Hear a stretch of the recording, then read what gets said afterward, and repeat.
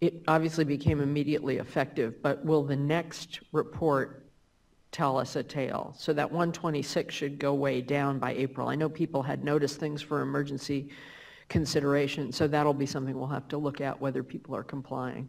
Absolutely. We would hope that it goes down to 0. That would show full compliance. Yes, that is correct. All right. So March was also the first month for mandatory reporting on enforcement actions, and those reports were provided to us on April 15th.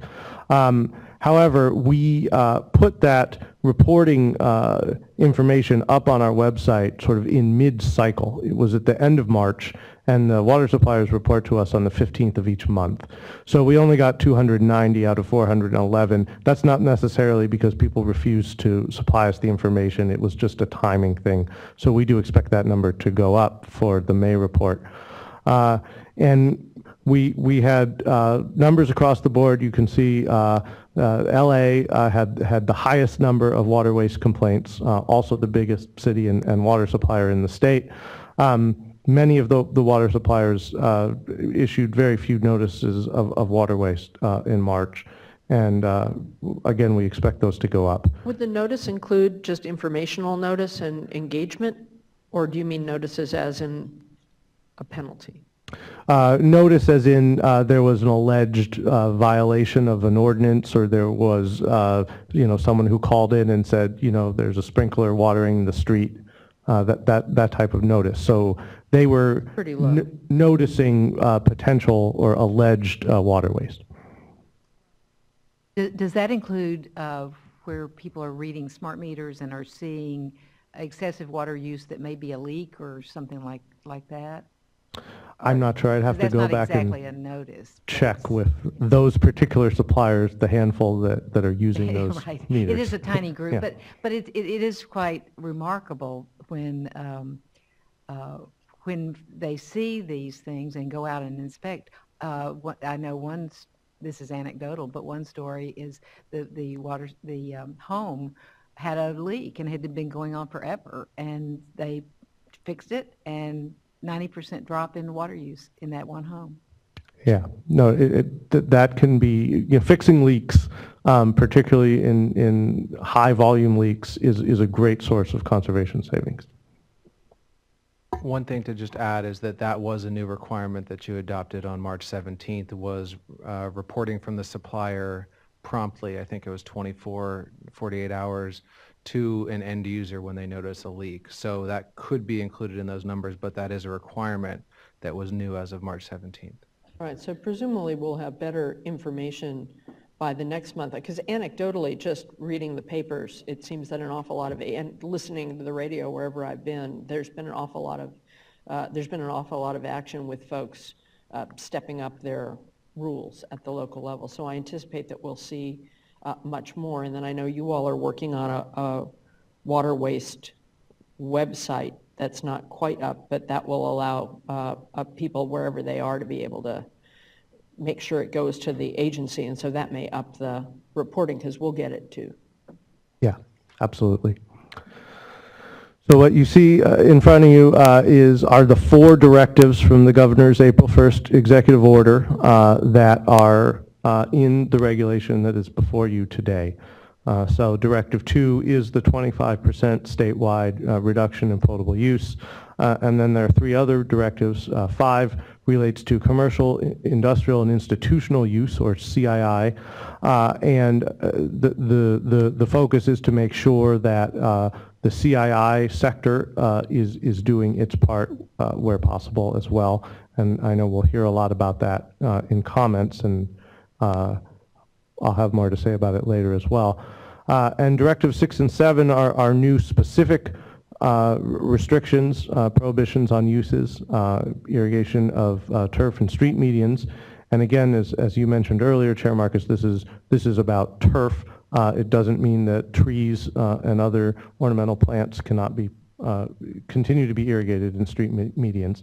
And is it just me, or am I starting to notice, I mean, things must be happening. I'm starting to notice medians that have all kinds of drought-tolerant grass and mulch instead of turf already. I mean, it was striking in LA and striking even across the street. And in fact, in a number of the comment letters we've received, we've actually been shown photos of those type of medians with. They look good. Yeah, and they look great. And Directive 7 is about making new construction, homes and buildings more efficient.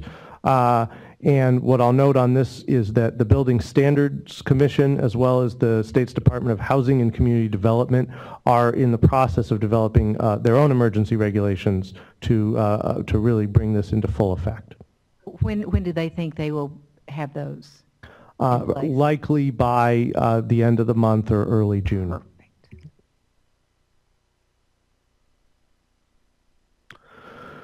So provision 8 of the executive order, which is not included in the emergency regulation before you today, but is something the board's directed to do and we've already started working on. I just wanted to mention it briefly because it's an important issue, which is the use of rates and pricing as a conservation tool.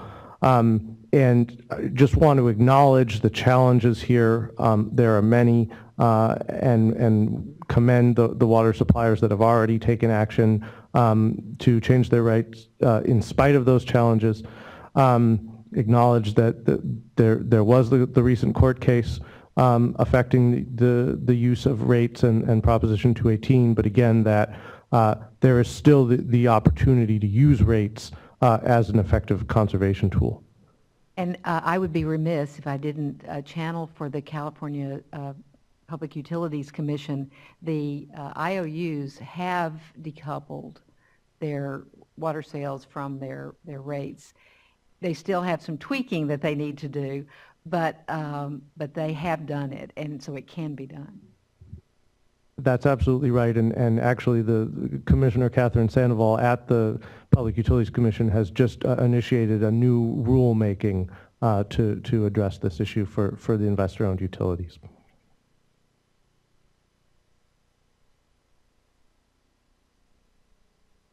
So, since the executive order was issued on April 1st, we've been working.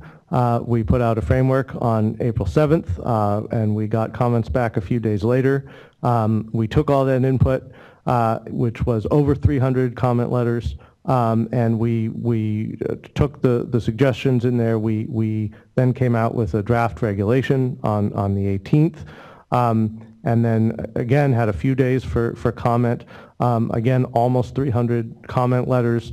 We turned that around 10 days later into the proposal that is before you today. Over 700 comments in total. Really a testament, as Karen mentioned, to the engagement of the stakeholder community, which we really appreciate.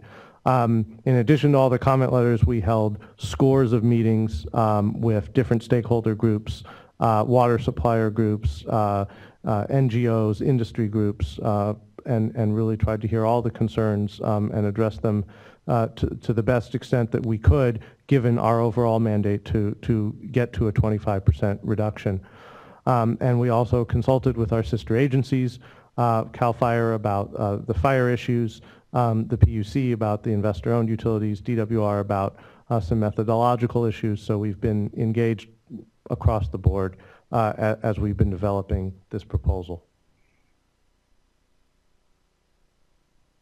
So just to refresh on what is already in place and what is proposed to remain in place in terms of the emergency regulation, what you see are the specific prohibitions that the board has adopted and then readopted from last summer to March. And just a note, there are exemptions for these if there's an immediate health and safety issue. Again, because we received a lot of comments about, well, if there's something, on the sidewalk or the driveway that presents a health and safety issue, does that mean we can't, use water to wash it down? And that's not the case. We do expect people to utilize good judgment, however, in determining what's an immediate health and safety issue. Likewise, with the definition of what is measurable precipitation, we're not providing a definition. We expect people to use their good judgment. We also have prohibitions on uses in the hospitality sector that you see up there. These were adopted by the board in March and again proposed to remain in effect. I'll note that on the resolution that will accompany this regulation, we've included language that would urge all of the businesses in the tourism and hospitality sectors to, let visitors know, for those who aren't in California and haven't been following the nature of the drought and the need to conserve water.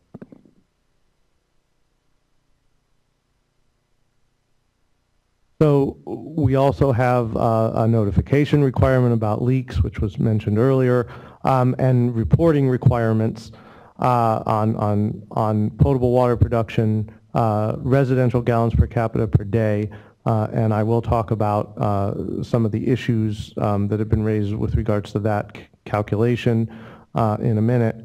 And then the new requirements as of March are to report on enforcement actions and the restrictions on outdoor irrigation.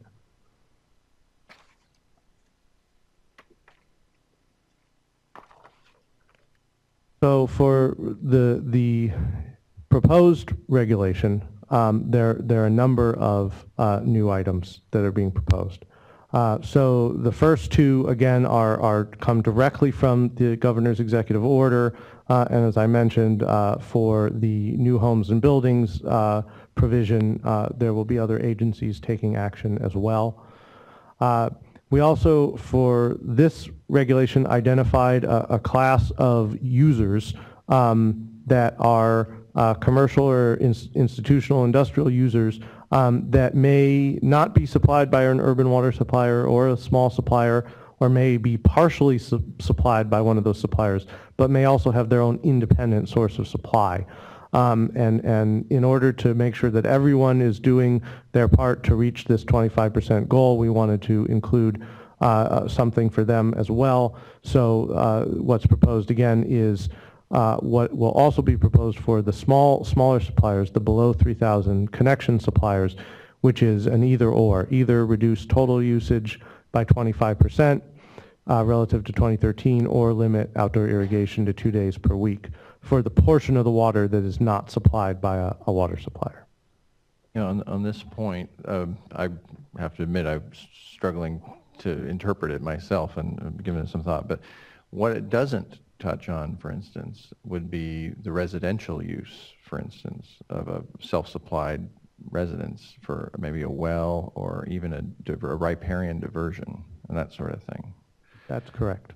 Right. So we don't quite cast the net that far with this proposed addition, but we are targeting commercial and institutional type uses that may have a riparian diversion, may have a small domestic well that supports that business or institution. That's right, and this is really in keeping with provision 5 of the governor's executive order, which requested the board to address commercial, institutional, industrial use.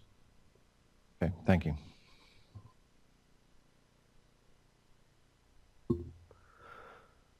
The conservation standard, which I believe most people are aware of, will probably get a lot of comment on, and has been a big issue during the development of these regulations, is what is sort of the heart of what we're proposing today.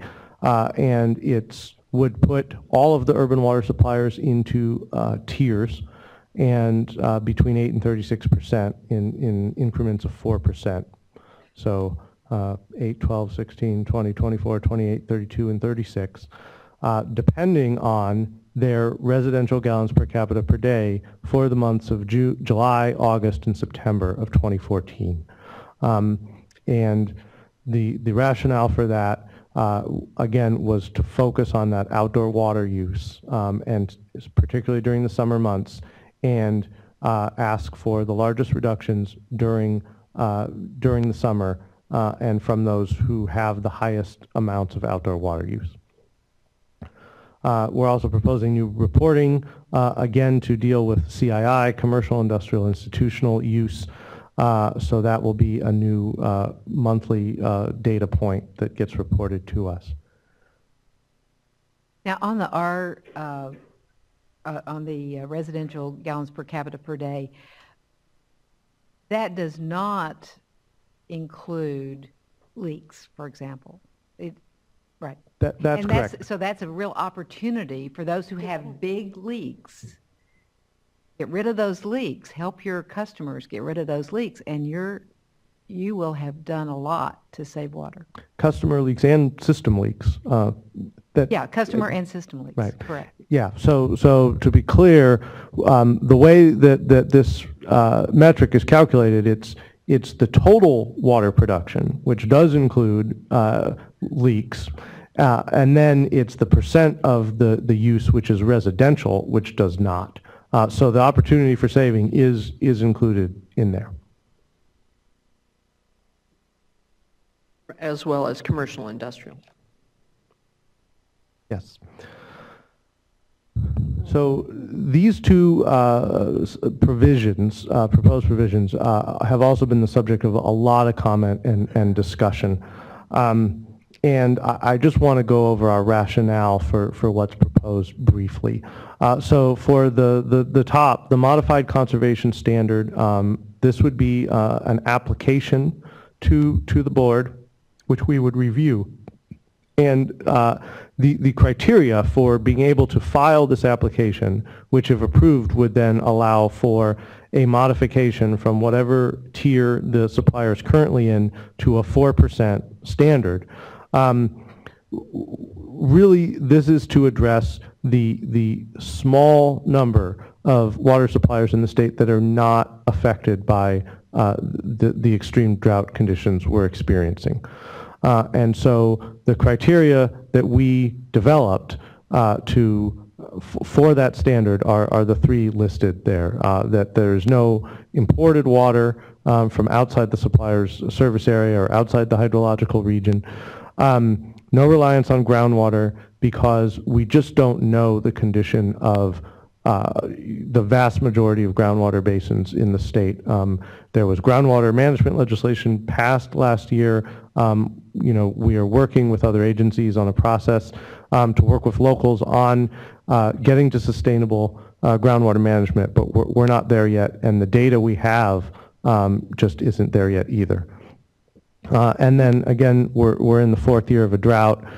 We don't know how much longer it will go on, so we want to make sure that everyone has, a minimum of 4 years available. So that was the rationale for inclusion or for the ability to apply to be in that tier. And that speaks to the purpose of this. A lot of the discussion, even apropos of our pool and spa conversation, a lot of the dialogue has been as if we're talking about a collective pool across the state, when in fact the purpose of these regs is to ensure urban resilience into a multi-year drought now that we know we're in one and we don't know when it'll end. So that's what our focus has been. A lot of the dialogue has not focused on that so much, but on more abstract issues. So that's why it's here. Absolutely. And then the second category for different treatment is for districts, water suppliers that have a lot of commercial agriculture in their district. And again, the rationale here was that there are certain districts that, although they're categorized as urban water suppliers, 50 up to 70% in some cases of the total water supplied is to commercial agriculture. And so what we realized upon seeing these comments and meeting with folks was that if we didn't do something to adjust the total production and the conservation standard there, then we wouldn't be treating the residential customers in those districts fairly. Because if 70% of the water goes to commercial agriculture and it's a 30% cut, you can't put that all on the residential customers. It's not to say that there can't be additional agricultural efficiencies, but the disparity would still be too great. So what we came up with was a 20% threshold, the idea being that for water suppliers with above 20% commercial agricultural use, that water should be backed out of the total production so as to not overburden the residential and commercial and institutional customers within that supplier's service area. But for those below the 20%, that it wouldn't be enough of a factor to warrant changing the total production number. So that was the rationale, and the proposal is to, again, deduct that amount for the over 20% districts, have them, for that agricultural water, comply with the agricultural water management plan process that's been put into place by DWR, and certify to the board that the water that is being subtracted from the total production is indeed being used for commercial agriculture.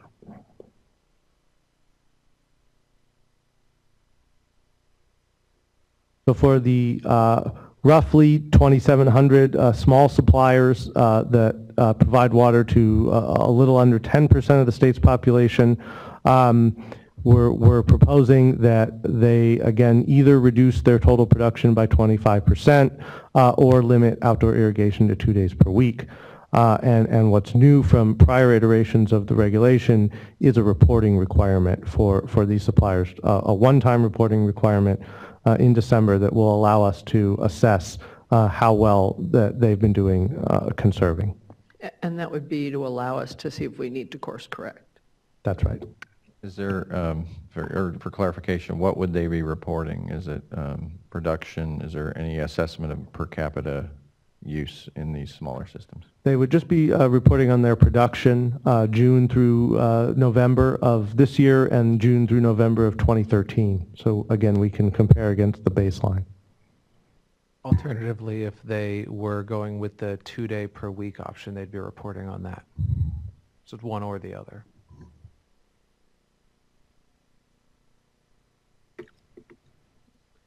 As I mentioned earlier, over the course of developing this proposal, we've received over 700 comments, and going to try to summarize the main issues that have been raised in just a few slides here. The overall, the issue that received the most comment was whether the conservation standard proposed was fair and whether it accounted for a number of factors that are correlated with water use. And so you can see those listed up there, climate, what's been done in the past, investments that have been made. There's some others that have been mentioned, lot size, income, and others. And there were a handful of proposals that were submitted to us that did try to account for these. Ultimately, we decided not to bring any of those proposals forward for a number of reasons, mainly having to do with the short-term nature of what we're trying to do here, implementability, and the need to really work through some of these issues in a longer-term process. So we also received comments on the use of just summertime residential gallons per capita versus the whole year, as for assigning people into tiers. I'll get into our rationale for that in a minute. We also received many comments on economic impacts to the water suppliers themselves as revenues drop due to conservation and sales dropping, to low-income and disadvantaged communities, and to the commercial and industrial sector. There is a lot of anxiety about the economic impact of this regulation, and again, it's something that we certainly want to acknowledge. We did commission an economic impacts analysis, which I'll get to a little later. So some of the other categories of comments, we had initially proposed separating out commercial, institutional, and industrial use for reporting purposes, and we're basically told that that is not possible at this time for a lot of suppliers out there. So we're not proposing to disaggregate that at this time. I wanted to talk just briefly about the issues that have been raised by some with regards to this calculation of residential gallons per capita per day. First, regarding non-revenue water. So non-revenue water, water suppliers meter every drop that goes into their distribution system. And then they also bill people based on what's consumed. And the difference between what goes in and what's billed is non-revenue water. And it can include... That means lost water. It doesn't just mean lost water. Okay. There are a number of categories that go into non-revenue water. For example, water that's used for fire flows, for firefighting, isn't billed, right? Water that the suppliers use to flush out their systems to avoid, bacterial buildup and things, that's also included. When there's meter reading error, that's also included in this category. So there are a number of things, but leaks. And water loss to leaks and breaks is often a large component of this category, and it's a great opportunity for achieving additional conservation by finding those leaks and repairing them. And again, as I mentioned earlier, non-revenue water is included in total production that's reported to us every month. It is not included in the percent of the water that's used by the residential class because it's a separate component. We've received over 100 changes to the numbers that have been submitted to us, mostly in the last few weeks. And most of those changes have dealt with increased population or adjustments to population numbers.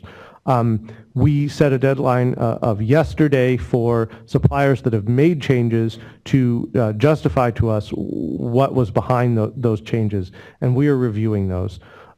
We will also be allowing for continued submissions of changes to data through the end of the month. But again, we're going to review what comes in, and if something doesn't look like it was fully justified, we're going to work with that supplier. We want to get the most accurate data possible. That's important to this effort. So what are you using? I mean, I know, having dealt in other venues with population numbers, if you're using numbers from the housing, for the numbers that the housing community uses to get federal subsidies for their local areas, it's one number. If you use something else, it's another number. So what are you using? So we developed actually we asked DWR to develop a guidance document that suppliers can use to calculate population in their service area boundaries. And so they've had that available. It is true the last census was nearly 5 years ago now. And so to the extent that suppliers have more up-to-date data, they have been providing it to us. But again, we relied on that guidance that was developed and expect the suppliers to be collecting the most up-to-date numbers. And haven't some of the adjustments have been where folks do have, as you mentioned earlier, the transient communities where their tourists come in, and so they were using the total water use and dividing it by their full-time residents, which gave them much bigger numbers. But it does require them to also reach out and engage with the tourists and others who come in part-time. So there's still a challenge for them, but that's got to be complicated math. It is, and we have seen those changes made. We also received comments on some communities that are in the sort of urban wildland boundary areas where there's really heightened fire risk. And we have consulted with CAL FIRE and local agencies to determine what is required. It is important to maintain defensible space, and maintaining defensible space does require irrigation. However, maintaining turf is not a requirement of maintaining defensible space. So we do think that there's not a conflict again, between fire protection and conservation. We received comments and ideas for a sort of regional compliance concept where water suppliers in a given region would sort of join efforts and have a regional target set for them. This is another issue that is worthy of a continued conversation, but was not workable in the short time frame that we had.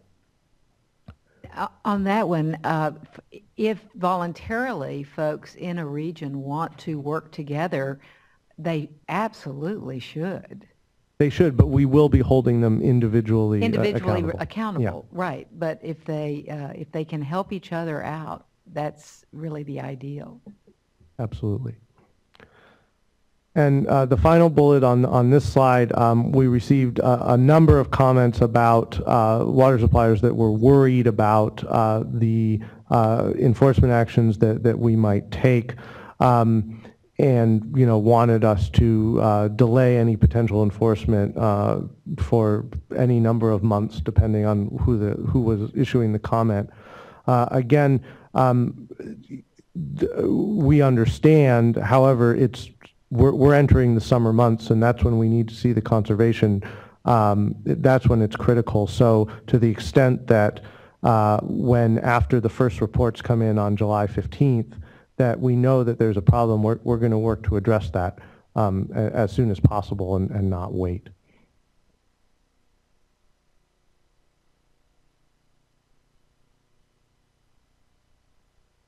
We received a number of proposals regarding the proposal for commercial agricultural use. And again, this goes back to the 20% proposal. There were a number of comments regarding that threshold and whether it should be eliminated altogether so that any water that was used for commercial agriculture would be subtracted out from total production. What is our definition of commercial? So I'm going to turn that over to council, but basically there's a part of the government code, and we did miscite that earlier on, and that I know that created some confusion. But there's a part of the government code that defines it, and that's what we've cited too. Sorry, I misplaced that piece of paper right here, but it's defined in the government code.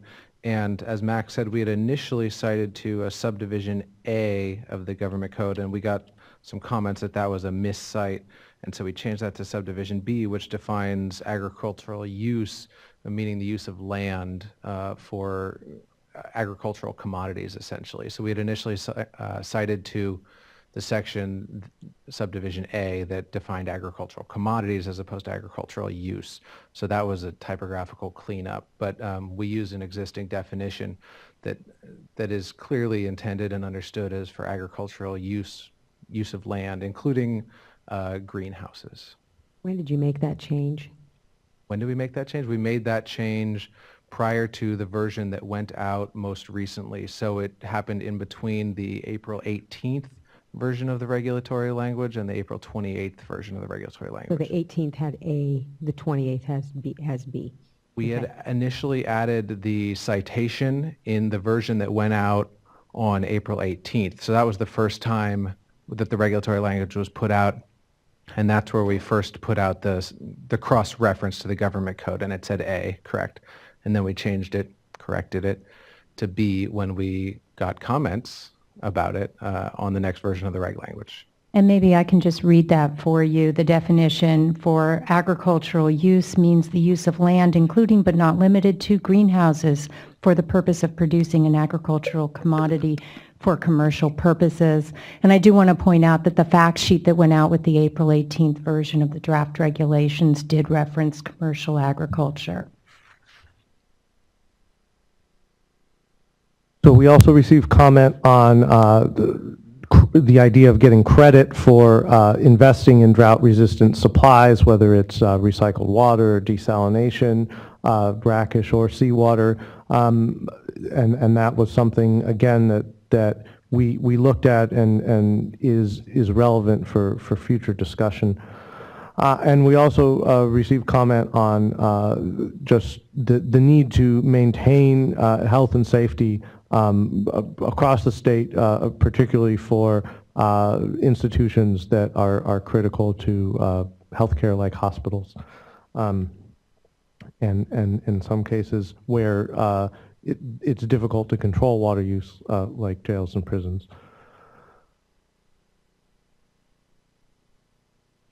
So I don't want to repeat too much of what Karen said earlier, but in brief, our focus here was and continues to be on maximizing outdoor water use reductions, particularly during the summer months. And as we've just gone through, many of the ideas that were submitted are absolutely relevant and appropriate for a long-term policy discussion, as well as for a discussion of what happens if it continues to be dry through this summer. And we will be proposing putting together a work group to address those. We want to make sure that the data that's being used is timely and it's accurate. And I just again want to note we have put out guidance on how to calculate figures. We've been available to answer any questions that have been out there.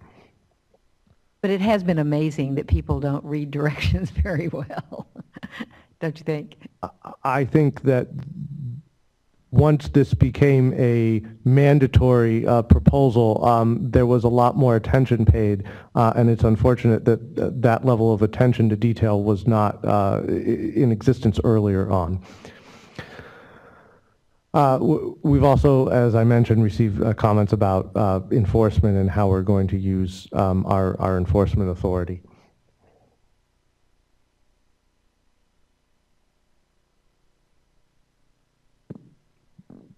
So I mentioned that we will be putting together a work group to address the long-term issues and a lot of the issues that were addressed with regard to credit and factors that influence water use.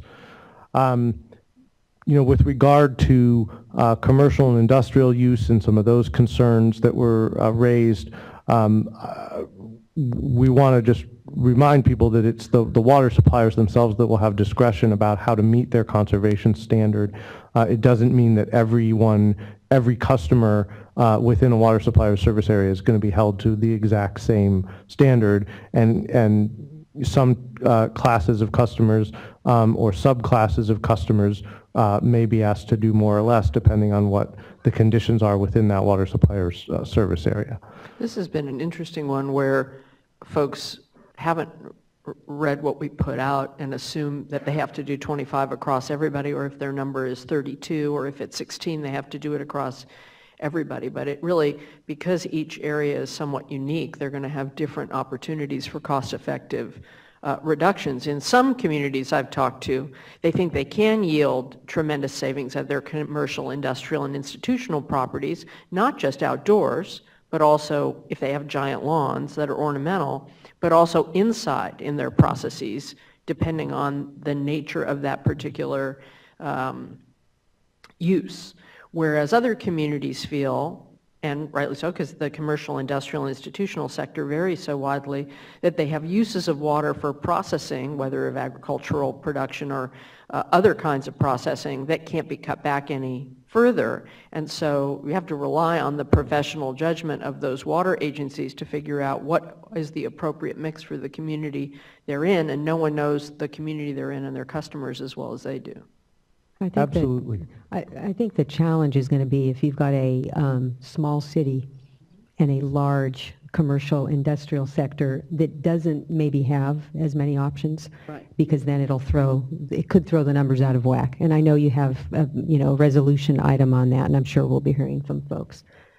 Yeah, Well, thank you for, go ahead. Well, I would also add that another fear that I've been hearing is that either commercial, industrial, institutional, or commercial agriculture would become the target of a small city or even a big city as to fairly easy pickings because they use so much water.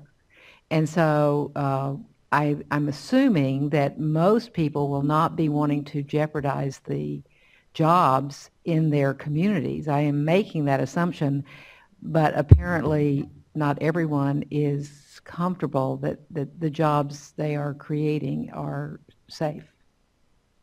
So on this issue, thank you, Board Member Diadamo, for mentioning the resolution. We have included language in the resolution which directs staff in the cases where there may be a small city or water supplier where industrial and commercial use is a very high percentage, and there are very few opportunities for reducing that use, and that's really the key part, because as Chair Marcus mentioned, in many cases there are opportunities for significant conservation in the commercial and industrial sector. But where that's not the case, and where it would be, again, an undue burden on the residential customers to meet that standard, the resolution will direct staff to, as part of the enforcement process, seek alternate compliance. So we do have that flexibility So a built relief in. valve, so Yeah. to speak. Great.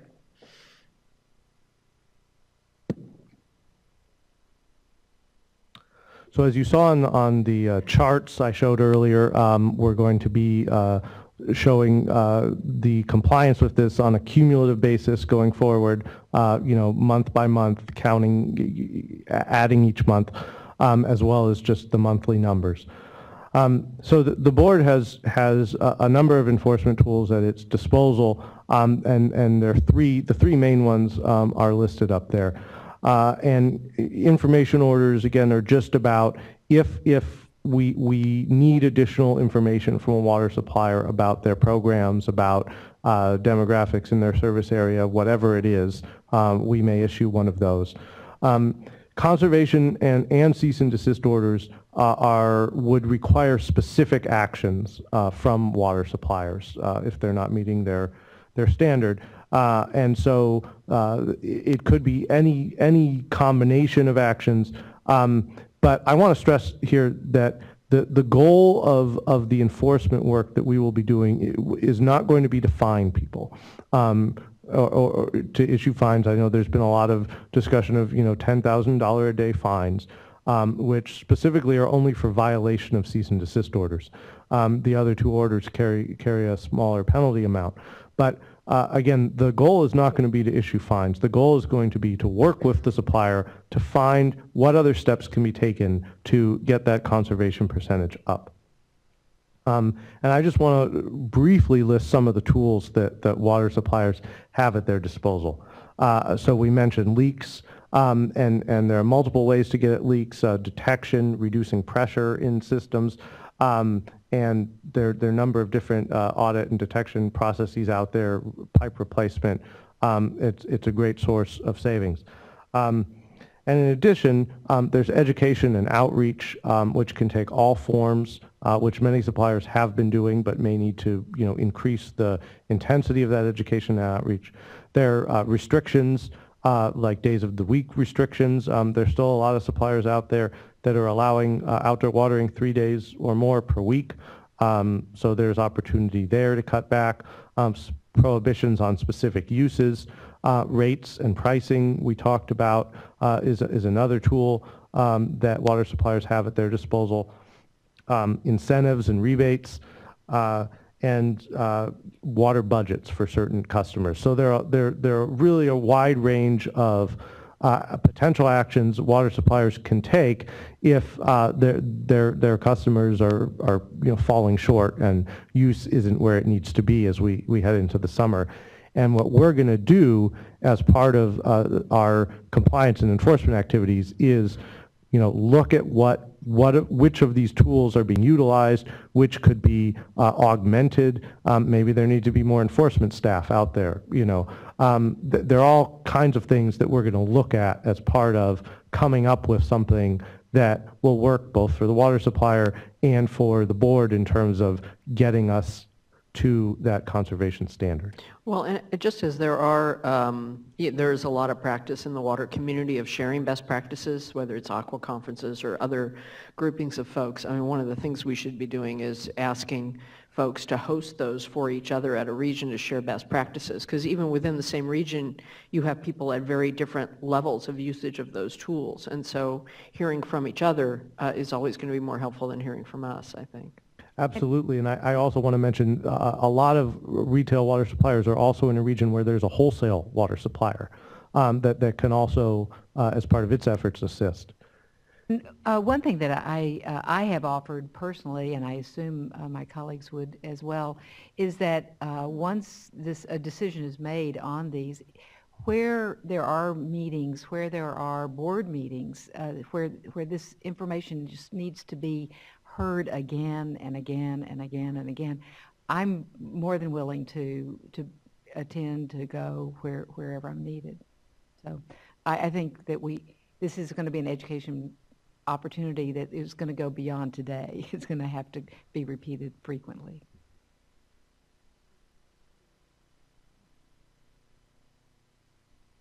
So we did conduct an economic analysis. We had a consulting firm, MCube, that does this for a living, and they're very good at it.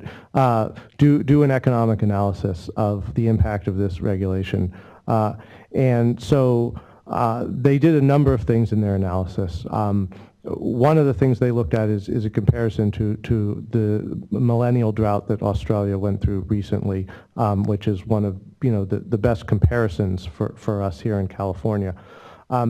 Their analysis found that the drought Australia suffered through actually reduced their entire nation's GDP by about 0.5%, and with really devastating effect. And one of the ways that they, in their analysis, looked at what the governor's executive order does and what this regulation will do is it's an insurance policy against even worse impacts if the drought continues. And they didn't put a number on that policy, but it's significant when you start thinking about if we have continued drought conditions, the value of every drop of water that's saved now with respect to its economic impact. As I mentioned, there will be revenue losses to the water suppliers. Those are estimated at over $500 million, and will have to be made up in rates eventually by customers. And we recognize this. We recognize the burden this is placing on many water suppliers. It's why there's a directive for the board to work on rates and pricing with water suppliers as we move forward in the summer.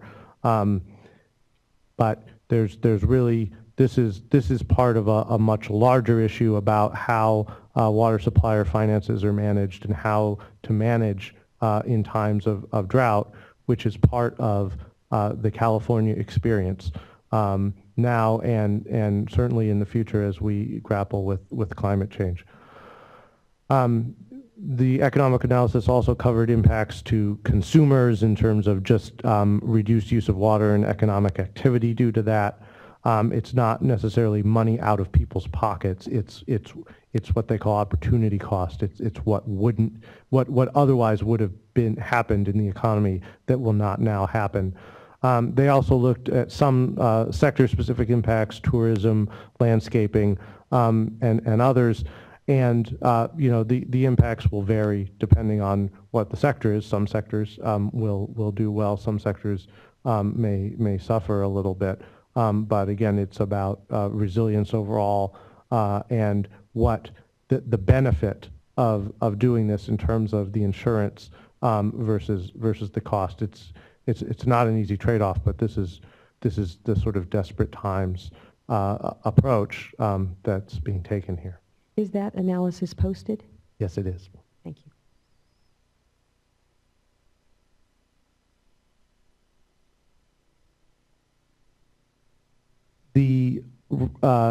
The emergency regulation that the board adopts will then go to the Office of Administrative Law that has 10 days to request changes or approve it.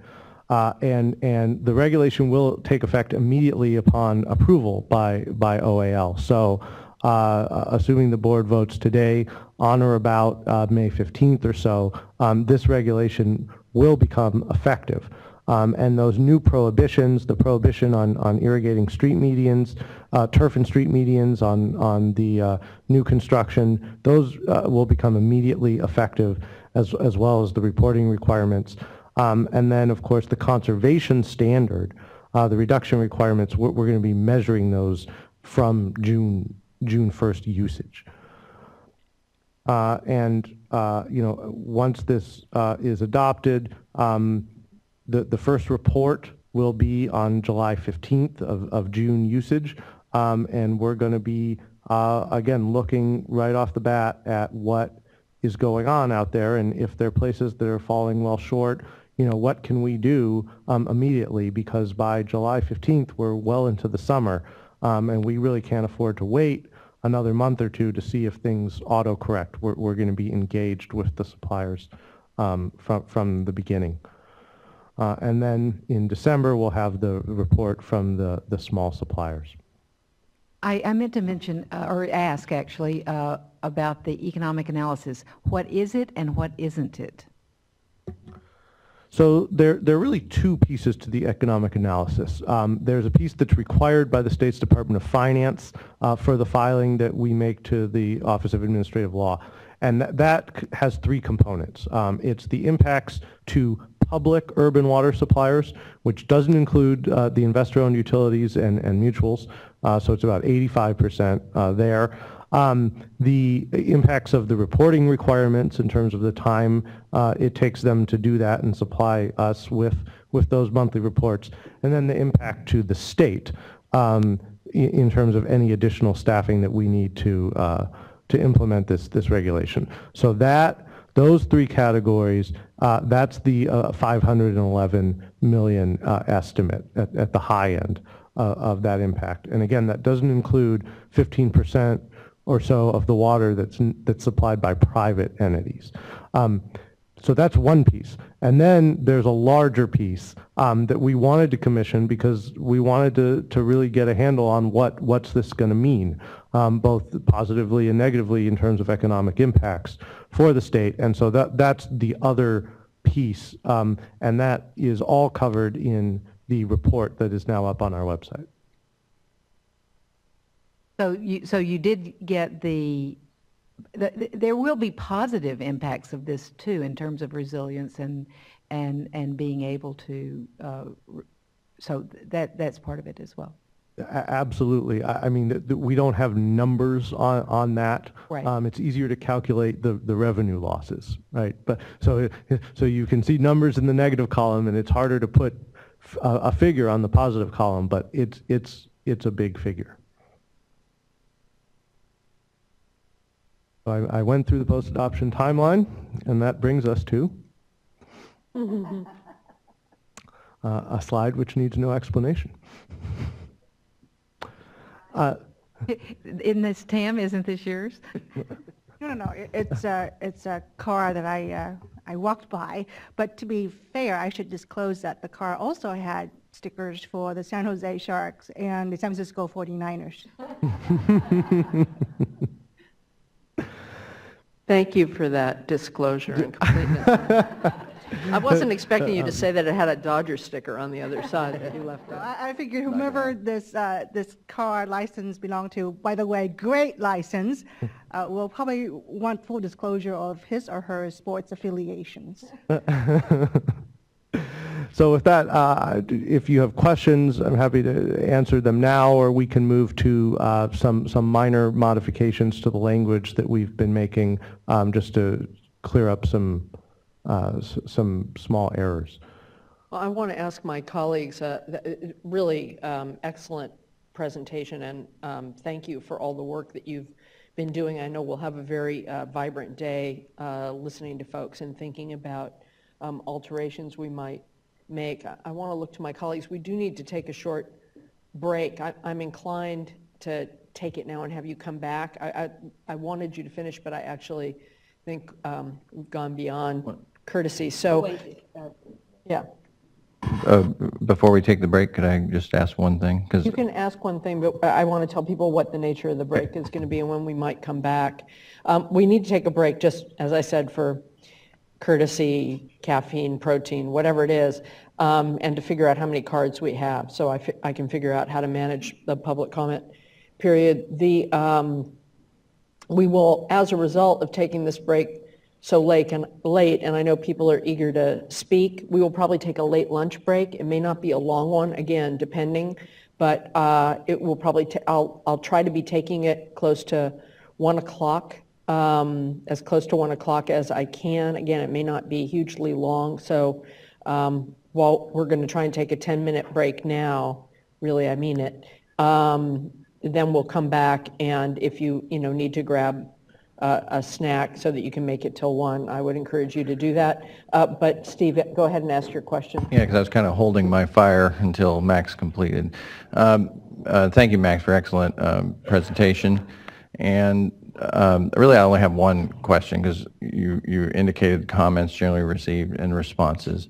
One thing we did, which I appreciated, is we solicited some input on the last round for some of the exception type mechanisms, such as water, 4 years in storage, and that sort of thing. We solicited input on modifying the tiers, but you didn't touch that in your presentation. And I know there's pluses and minuses to getting more granular in our assignment of responsibility. But I noticed that you elected not to go to a 2% increment with the tiers. And could you just offer a brief explanation why? Yeah, so we did in our last round of just putting out a fact sheet with our proposed regulation, ask for specific input on going to a 2% tier approach. So we currently have 8 tiers at 4% increments. This would double the number of tiers and have 2% increments. And we did put together what that would look like and have it available. Each water supplier would either go basically up 1% or down 1%. We would go from an 8, 12, 16 and on to a 7, 9, 11, 13 and on framework.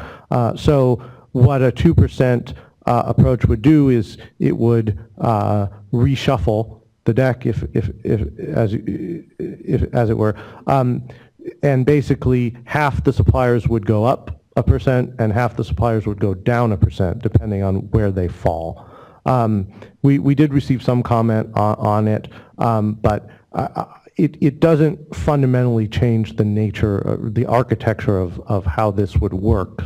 But thank you for bringing it up. I don't think it's something we're proposing at this point, but happy to discuss. Yeah, because we did receive some affirmation of the concept, but I appreciate your explanation, which is when we're making these fine-tuning changes, we really have to ask ourselves, are we adding value by making these type of policy changes, or is this, like you say, just shuffling the chairs around on the deck? But I'll look forward to hearing more insight into those nuances of the proposed policy. Thank you. All right, thank you. We will come back at 11:25.